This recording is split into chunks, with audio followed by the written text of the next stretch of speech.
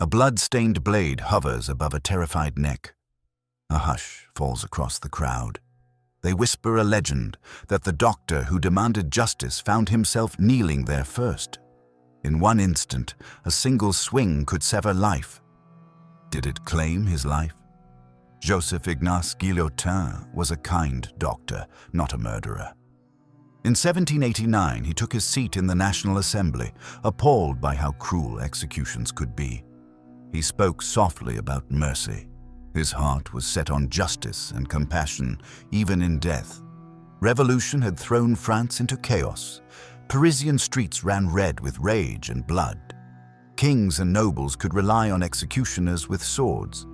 But commoners often faced horrors far worse: burning at the stake, horses tearing limbs apart, the breaking wheel slowly crushing bodies. Guillotin could not stand it. No one deserved such agony, he believed. If death was inevitable, he reasoned, it should be quick and equal for all. So Guillotin proposed a radical idea: let execution by beheading apply equally to all classes.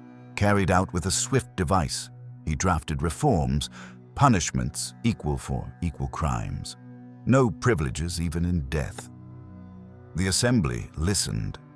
At first they laughed at the idea of such a chopping machine, whispered jokes about it. But Guillotin did not waver. His proposal became law by 1792, and a crude guillotine was built. At last, the first execution by this new blade was set. Outside Paris City Hall in April 1792, a convicted highwayman in a blood-red shirt climbed the scaffold steps. Guillotin stood in the crowd, heart pounding. The wooden frame loomed tall, the heavy angled blade poised overhead. The executioner strapped the man's neck into the stock.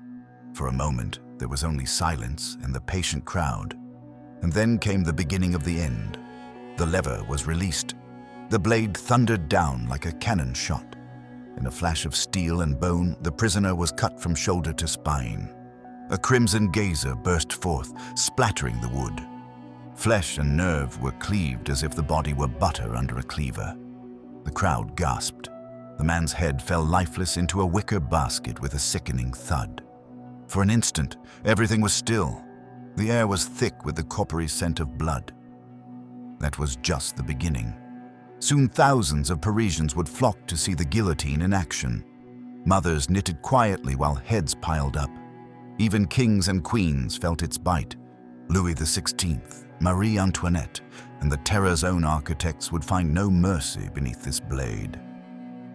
Guillotin watched from the sidelines. He saw horror fill the eyes of the executed even after death. He saw grief twist the faces of families. He saw crowds grow ruthless, craving the spectacle he tried to prevent. He realized then the blade had no master. What happened to Guillotin as this nightmare unfolded? He was not sent to the scaffold, despite what rumors say. In fact, he fled Paris during the worst of the terror, working quietly in a hospital. The man who had given his name to the guillotine lived on for years after the bloodshed, an old doctor haunted by the device that bore his name. He died peacefully in bed in 1814. His family, ashamed of the dread association, begged to change the machine's name. Their plea was denied, so they changed their own family name instead. In the end, Joseph Guillotin's legacy is a dark paradox. He wanted to end cruelty, but he set a terrible tool loose on the world.